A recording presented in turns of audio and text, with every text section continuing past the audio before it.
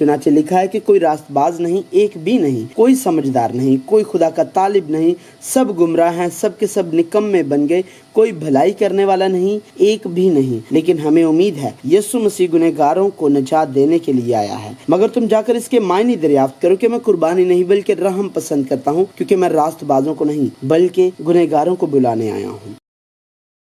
अबदी और गैर मुतगय्यर कलाम खुदा, खुदा को जानना।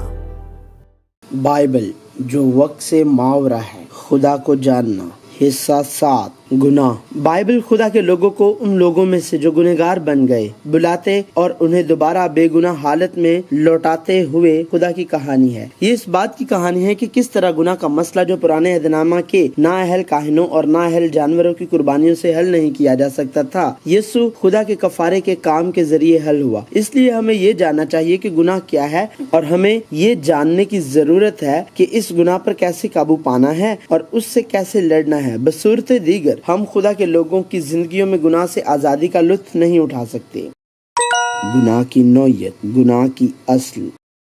गुनाह की असल से मुराद वो गुनाह है जो आदम ने किया। आदम जो पहला इंसान था कि गुनाह की वजह से तमाम बने नौ इंसान बाद में गुनाह की असल के साथ गुनहगार के तौर पर पैदा हुए। आदम की औलाद किसी किस्म के गुनाह के इर्तिकाब से गुनहगार नहीं हुई, बल्कि आदम की वजह से गुनहगार के तौर पर पैदा हुई थी। लेकिन गुनाह का जो हाल है वो फजल की नेमत का नहीं, क्योंकि जब एक शख्स के गुनाह से बहुत से आदमी मर गए तो खुदा का फजल और उसकी जो बख्शिश एक ही आदमी यानी यीशु मसीह के फजल से पैदा हुई, बहुत से आदमियों पर जरूर ही इफरात से नाजिल हुई। क्योंकि जब एक शख्स के गुनाह के सबब से मौत ने उस एक के जरिए से बादशाही की, तो जो लोग फजल और रास्तबाजी की बख्शिश इफरात से हासिल करते हैं वो एक शख्स यानी यीशु मसीह के वसीले से हमेशा की जिंदगी में जरूर ही बादशाही करेंगे। गर्ज जैसा एक गुनाह के सबब से वो फैसला हुआ जिसका नतीजा सब आदमियों की सजा का हुक्म था, वैसा ही रास्तबाजी के एक काम के वसीले से सब आदमियों को वो नेमत मिली जिससे रास्तबाज ठहर कर जिंदगी पाएं। क्योंकि जिस तरह एक ही शख्स की नाफरमानी से बहुत से लोग गुनहगार ठहरे, उसी तरह एक ही फरमाबरदारी से बहुत से लोग रास्तबाज ठहरेंगे। आदम और हवा को बेगुनाह होने के लिए पैदा किया गया था, लेकिन उनमें गुनाह करने की सलाहियत थी, वो नामुकम्मल थे और अदन भी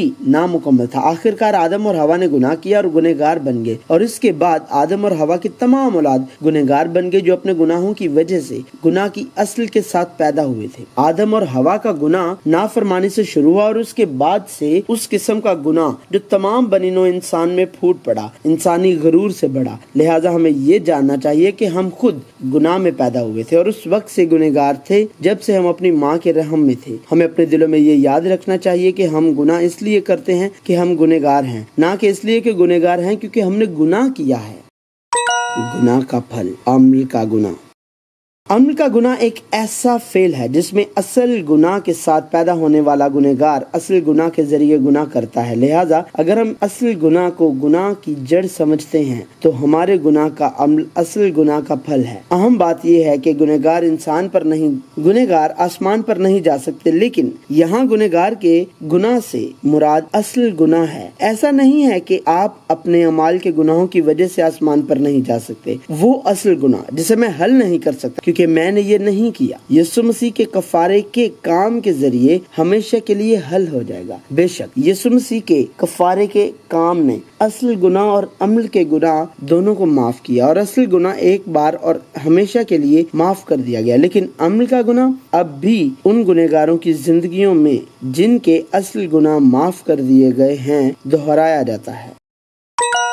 गुनाह की किस्म। बाइबल कई किस्म के गुनाहों के बारे में बताती है। बाइबल की असल जुबान में मामूली इख्तलाफात थे और मुख्तलिफ या एक जैसे अल्फाज इस्तेमाल किए गए थे क्योंकि हमें तर्जुमा में कोई मुनासिब लफ्ज न मिल सका। लेकिन अहम बात यह है कि गुनाहों की बहुत सी किस्में हैं जो हमारी रोजमर्रा की जिंदगी में बिखरी हुई हैं।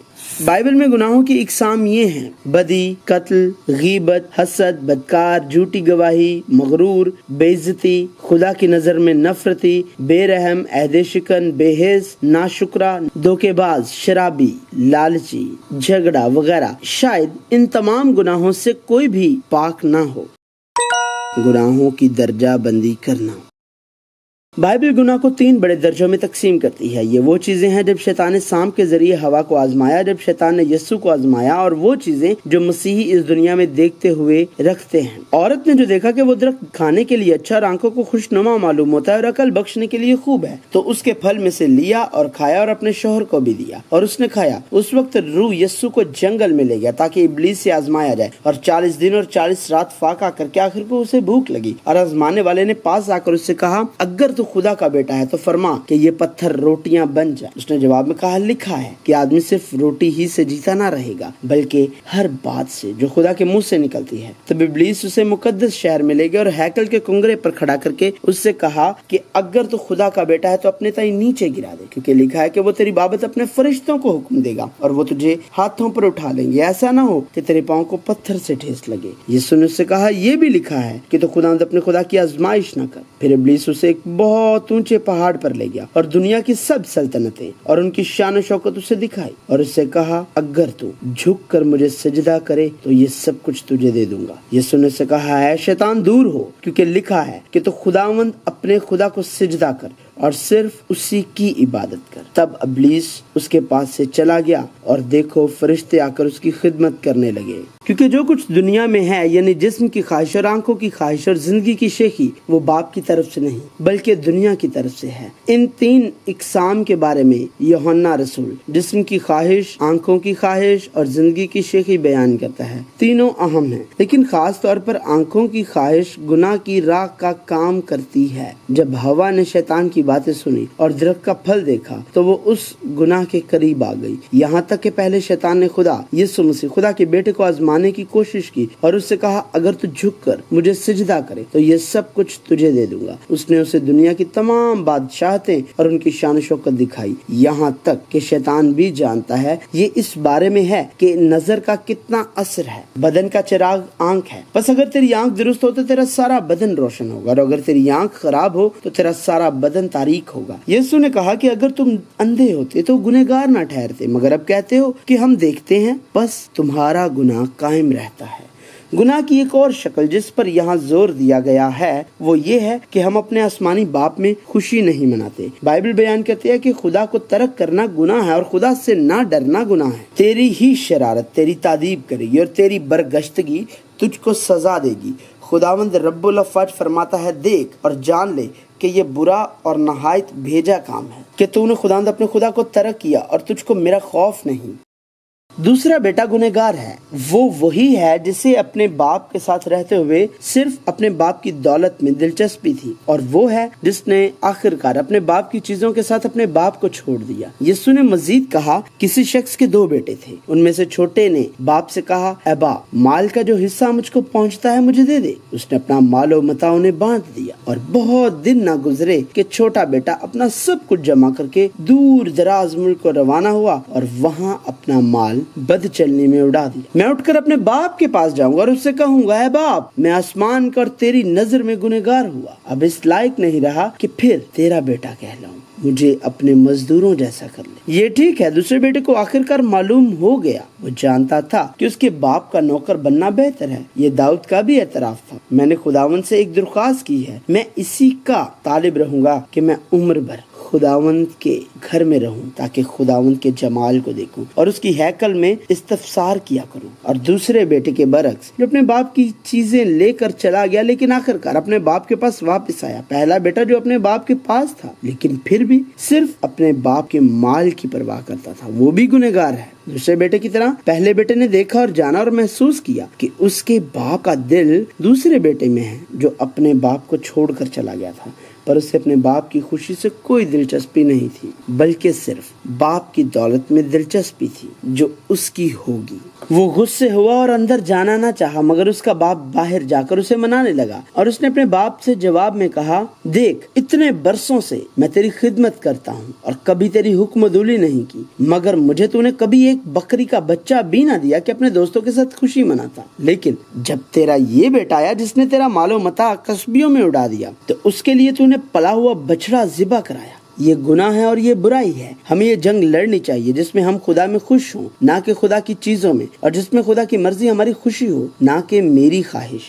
गुनाह اگر ہم بائبل کے نقطۂ نظر سے گناہ کی شکل کی وضاحت کریں تو یہ مندرجہ ذیل ہے۔ اول، گناہ اعمال سے سرزد ہوا اور ظاہر ہوا۔ واضح طور پر ایک گناہ کا ارتکاب کیا گیا تھا اور گناہ کا عمل دنیا پر ظاہر ہوا۔ دنیا اور بائبل دونوں ایسے لوگوں کو گنہگار کہتے ہیں۔ دوسرا وہ گناہ ہے جو اعمال سے سرزد ہوا لیکن پتہ نہیں چلا، ایک فاسق فعل سرزد ہوا لیکن گناہ کا عمل دنیا پر ظاہر نہیں کیا گیا تھا۔ دنیا ان لوگوں کو گنہگار نہیں کہتی لیکن بائبل بیان کرتی ہے کہ ایسا شخص بھی گنہگار ہے۔ داؤد اسی طرح ہے، جب اس نے اوریا کی بیوی بتسبا کو لیا اور بتسبا کے شوہر اوریا کو اتفاق کے بہانے قتل کر کے دیا تو دنیا نے داؤد کو گنہگار کہنے کی ہمت نہ کی، لیکن بائبل اسے گنہگار کہتی ہے۔ جب اوریا کی بیوی نے سنا کہ اس کا شوہر اوریا مر گیا تو وہ اپنے شوہر کے لیے ماتم کرنے لگی، اور جب سوگ کے دن گزر گئے تو داؤد نے اسے بلوا کر اس کو اپنے محل میں رکھ لیا اور وہ اس کی بیوی ہو گئی، اور اس سے اس کے ایک لڑکا ہوا۔ پر اس کام سے جسے داؤد نے کیا تھا خداوند ناراض ہوا۔ جب اس کے اعمال کا گناہ خداوند کے بھیجے ہوئے نبی ناتن کے ذریعے ظاہر ہوا تھا تو داؤد اعتراف کرتا ہے کہ اس نے جو کچھ کیا وہ ایک گناہ تھا۔ تب داؤد نے ناتن سے کہا، میں نے خداوند کا گناہ کیا۔ تیسرا وہ گناہ جو عمل سے نہیں ہوتا بلکہ دل میں سرزد ہوتا ہے۔ گناہ کا فعل ابھی تک سرزد نہیں ہوا، اس لیے اس گناہ کا حصہ بھی دنیا پر ظاہر نہیں ہوا۔ دنیا ایسے شخص کو کبھی گنہگار نہیں کہتی لیکن بائبل بیان کرتی ہے کہ ایسا شخص بھی گنہگار ہے، جیسا کہ ہم پہلے دیکھ چکے ہیں۔ یسوع نے اس حصے کے بارے میں سختی سے بات کی۔ تم سن چکے ہو کہ کہا گیا تھا کہ زنا نہ کرنا، لیکن میں تم سے یہ کہتا ہوں کہ جس کسی نے بری خواہش سے کسی عورت پر نگاہ کی وہ اپنے دل میں اس کے ساتھ زنا کر چکا۔ چوتھی حالت میں یہ کہ ابھی تک عمل یا دل سے گناہ نہیں کیا ہے۔ یقیناً دنیا ان لوگوں کو گنہگار نہیں کہتی، دنیا انہیں نیک کہتی ہے، تاہم بائبل ہمیشہ انہیں گنہگار کہتی ہے۔ ہمیں اپنے دلوں میں یاد رکھنا ہے، ہم گناہ اس لیے نہیں کرتے کہ ہم گناہ کرتے ہیں، ہم گناہ اس لیے کرتے ہیں کیونکہ ہم گنہگار ہیں۔ لہٰذا ہمیں یہ نہیں بھولنا چاہیے کہ جن انسانوں نے ابھی تک گناہ کے بارے میں کوئی سوچ یا منصوبہ نہیں بنایا ہے لیکن وہ آدم اور حوا کے گناہ کے ذریعے گنہگار کے طور پر پیدا ہو چکے ہیں، وہ گنہگار ہیں جو کسی بھی وقت گناہ کرنے کی صلاحیت رکھتے ہیں، بس اس کے درمیان جس نے پہلے سوچ اور عمل میں گناہ کیا ہے۔ اس لیے داؤد کو بتسبا اور اوریا کے واقعے سے معلوم ہوا کہ وہ گنہگار ہے۔ دیکھ، میں نے بدی میں صورت پکڑی اور میں گناہ کی حالت میں ماں کے پیٹ میں پڑا۔ گناہ کا بڑھنا۔ جس طرح جب کوئی بیج زمین میں لگایا جاتا ہے اور وقت گزرنے کے ساتھ وہ پھوٹتا ہے، تنا بنتا ہے، بڑھتا ہے اور آخرکار درخت بن جاتا ہے اور بیج کے مطابق پھل دیتا ہے، اسی طرح گناہ بھی ہوتا ہے۔ جیسا کہ پہلے ذکر کیا گیا ہے، اگرچہ گناہ کی کئی قسمیں ہیں، شاخ ایک ہے اور جڑ ایک ہے۔ گناہ کے تمام اعمال اصل گناہ کے بیج سے پیدا ہوتے ہیں۔ مسیحیوں کے لیے جنہوں نے صلیب پر یسوع مسیح کے خون کی خصوصیت کے ذریعے گناہ کا فضل حاصل کیا ہے، اصل گناہ کا مسئلہ حل ہو گیا ہے جسے ہم حل نہیں کر سکتے۔ گناہ کی جڑ اکھاڑ دی گئی تھی اور خدا کے لوگوں کو اس گناہ سے آزاد کر دیا گیا تھا۔ اب وہ گناہ کا درخت مر جائے گا لیکن درخت پھر بھی زندہ دکھائی دیتا ہے۔ اب ہمارا وقت ایسا ہی ہے۔ واضح طور پر ہم اصل گناہ سے آزاد ہوئے تھے، وہ گناہ جو خدا کی بادشاہی میں داخل نہیں ہو سکتا، یعنی یہی اصل گناہ ہے۔ لہٰذا یہ نجات کی ضمانت ہے، لیکن اس درخت پر گناہ کے پھل ہیں جو پہلے ہی اکھڑ چکے ہیں لیکن ابھی تک زندہ ہیں۔ یہ ہمارا اپنا عمل ہے۔ عمل کا گناہ ایسا گناہ نہیں جو ہمیں دنیا کی بادشاہی میں داخل ہونے سے روکتا ہے، لیکن یہ پھر بھی ایک گناہ ہے۔ عمل کا گناہ ایک ایسا گناہ ہے جو خدا کے ساتھ ہمارا رشتہ توڑ دیتا ہے۔ عمل کا گناہ کا بڑھنا درجہ ذیل ہے۔ سب سے پہلے یہ حقیقت ہے کہ ہم وجود سے گنہگار ہیں۔ گناہ کا امکان ہمیشہ رہتا ہے۔ دنیا میں کوئی بھی یہ نہیں کہہ سکتا کہ وہ راست باز ہے، وہ آئندہ کبھی گناہ نہیں کرے گا، کچھ بھی یقینی نہیں ہے۔ دوسرا، یہ ایک گناہ ہے جو ہمارے ذہنوں میں ہمارے خیالوں کے ذریعے آتا ہے۔ مختلف وجوہات کی بنا پر یہ ابھی تک ہمارے دلوں میں گہرائی سے جڑ نہیں پایا، لیکن یہ ہمارے شعور میں داخل ہو چکا ہے۔ اس وقت کے دوران ہمارا دماغ مشکل، بھاری اور اذیت میں مبتلا ہے۔ اسی وقت گناہ کے خلاف جنگ چھیڑنی چاہیے۔ اگر ہم یہ وقت گوا دیتے ہیں تو یہ اور بھی مشکل ہو جاتا ہے۔ یہ ایک پرندے کی طرح ہے جو ہمارے سروں پر اڑ رہا ہے اور ہمارے سروں میں گھونسلہ بنانے کی کوشش کر رہا ہے۔ ہمیں اس وقت اس کا پیچھا کرنا ہے، کیونکہ جو جسمانی ہیں وہ جسمانی باتوں کے خیال میں رہتے ہیں، لیکن جو روحانی ہیں وہ روحانی باتوں کے خیال میں رہتے ہیں۔ اور جسمانی نیت موت ہے مگر روحانی نیت زندگی اور اطمینان ہے۔ اس لیے کہ جسمانی نیت خدا کی دشمنی ہے، کیونکہ نہ تو خدا کی شریعت کے تابع ہے نہ ہو سکتی ہے، اور جو جسمانی ہیں वो खुदा को खुश नहीं कर सकते। बस जब तुम मसीह के साथ जिलाए गए तो आलम बाला की चीजों की तलाश में रहो जहाँ मसीह मौजूद है और खुदा की दाहिनी तरफ बैठा है। आलम बाला की चीजों के ख्याल में रहो, ना कि जमीन पर की चीजों के, क्योंकि तुम मर गए और तुम्हारी जिंदगी मसीह के साथ खुदा में पोशीदा है। तीसरा, ये वो गुनाह है जो दिल में दाखिल होता है। ये एक ऐसा गुनाह है जो ख्यालात के जरिए दिल में दाखिल होता है। अब परिंदा मेरे सर में घोंसला बनाकर अंडे देता है। ये वो वक्त है जब दिल की मुश्किलात, मसाइब और तकालीफ बढ़ जाती हैं। ऊपर दर्ज ऐसे गुनाहों के समरात में गिरफ्तार होकर वो नफरत और मोहब्बत के ख्यालात से बालातर होकर कत्ल और जिना का इर्तिकाब करते हैं। अगरचे वक्त गुजर चुका है, लेकिन रूहानी जंग लड़ने में अभी ज्यादा देर नहीं हुई। हमें अपने दिलों की हिफाजत करनी चाहिए। अपने दिल की खूब हिफाजत कर, क्योंकि जिंदगी का सरचश्मा वही है। यीशु ने उनसे कहा, क्या तुम भी अब तक बेसमझ हो? क्या तुम नहीं समझते कि जो कुछ मुंह में जाता है वो पेट में पड़ता और मजबला में फेंका जाता है? मगर जो बातें मुंह से निकलती हैं वो दिल से निकलती हैं और वही आदमी को नापाक करती हैं, क्योंकि बुरे ख्याल, खून रेजियां, जिनाकारियां, हरामकारियां, चोरियां, झूठी गवाहियां, बदगोइयां दिल ही से निकलती हैं। चौथा, वजूदी गुनहगार अपने दिमागों और दिलों में गुनाहों को महफूज रखते हैं, और जब उन गुनाहों पर काबू नहीं पाया जाता, आखिरकार गुनाह उनके अमाल के जरिए जाहिर होते हैं। हादसाती अमाल के गुनाह भी हो सकते हैं जो हमारे ख्यालों और दिलों में थोड़े अरसे के लिए थे, और ऐसे अमाल के गुनाह भी हो सकते हैं जो बहुत अरसे से जहन में हों और आखिरकार जाहिर हो जाए।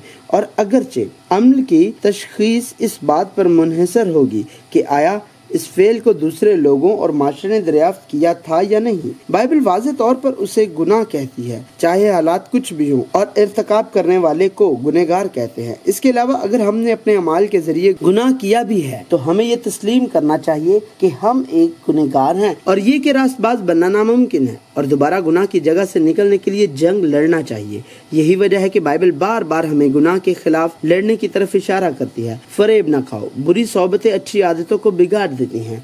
रास्तबाज होने के लिए होश में और गुनाह ना करो, क्योंकि बाज खुदा से ना वाकिफ हैं। मैं तुम्हें शर्म दिलाने को ये कहता हूँ, तुमने गुनाह से लड़ने में अब तक ऐसा मुकाबला नहीं किया जिसमें खून बहा हो।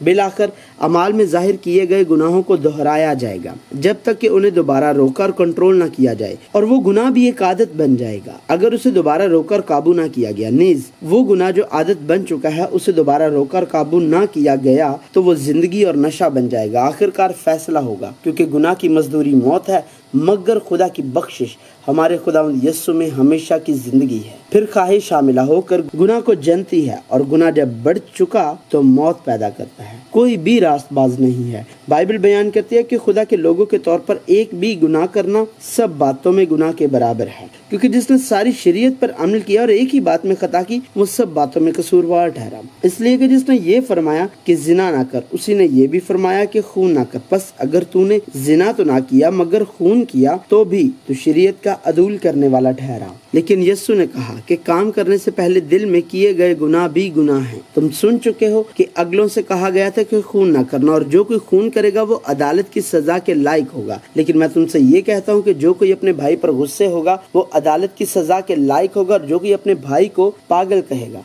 वो सदरे अदालत की सजा के लायक होगा, और जो उसको अहमक कहेगा वो आतिश जहन्नुम का सजावार होगा। लिहाजा कोई भी गुनाह से पाक नहीं हो सकता। बाइबल बयान करती है ऐसा नहीं है कि हम पैदाइश से ही रास्तबाज थे और गुनहगार हुए, बल्कि ये कि हम पैदाइश से ही गुनहगार थे और हम अभी तक गुनहगार हैं। लिहाजा हमें इस बात से आगाह होना चाहिए कि हम सिर्फ जो चीज सोच सकते और कर सकते हैं वो गुनाह है। और खुदावंद ने देखा कि जमीन पर इंसान की बदी बहुत बढ़ गई और उसके दिल के तसव्वुर और ख्याल सदा बुरे ही होते हैं। तब खुदावंद जमीन पर इंसान को पैदा करने से मलूल हुआ और दिल में गम किया, और खुदावंद ने उनकी राहत अंगेज खुशबू ली, और खुदावंद ने अपने दिल में कहा कि इंसान के सबब से मैं फिर कभी जमीन पर लानत नहीं भेजूंगा, क्योंकि इंसान के दिल का ख्याल लड़कपन से बुरा है, और ना फिर सब जानदारों को जैसा अब किया है मारूंगा। कोई भी इस संगीन हकीकत से मुस्तस्ना नहीं हो सकता। बाइबल बयान करती है कि कोई भी रास्तबाज नहीं है और सब ने गुनाह किया है। अहमक ने अपने दिल में कहा है कोई खुदा नहीं, वो बिगड़ गए, उन्होंने नफरत अंगेज काम किए हैं, कोई नेकोकार नहीं। खुदा ने आसमान पर से बनी आदम पर निगाह की ताकि देखे कि कोई दानिशमंद, कोई खुदा का तालिब है या नहीं। वो सब के सब गुमराह हुए, वो बाहम नजिस हो गए, कोई नेकोकार नहीं, एक भी नहीं। अहमक ने अपने दिल में कहा है کہ کوئی خدا نہیں، وہ بگڑ گئے، انہوں نے نفرت انگیز بدی کی ہے، کوئی نیکوکار نہیں۔ خدا نے آسمان پر سے بنی آدم پر نگاہ کی تاکہ دیکھے کہ کوئی دانشمند، کوئی خدا کا طالب ہے یا نہیں۔ وہ سب کے سب پھر گئے، وہ باہم نجس ہو گئے، کوئی نیکوکار نہیں، ایک بھی نہیں، کیونکہ زمین پر کوئی ایسا راست باز انسان نہیں کہ نیکی ہی کرے اور خطا نہ کرے۔ یسوع نے یہ سن کر ان سے کہا، تندرستوں کو طبیب کی ضرورت نہیں بلکہ بیماروں کو۔ خدا کے لوگوں اور خدا کے فرزندوں کی حیثیت سے آگے بڑھنا ہے۔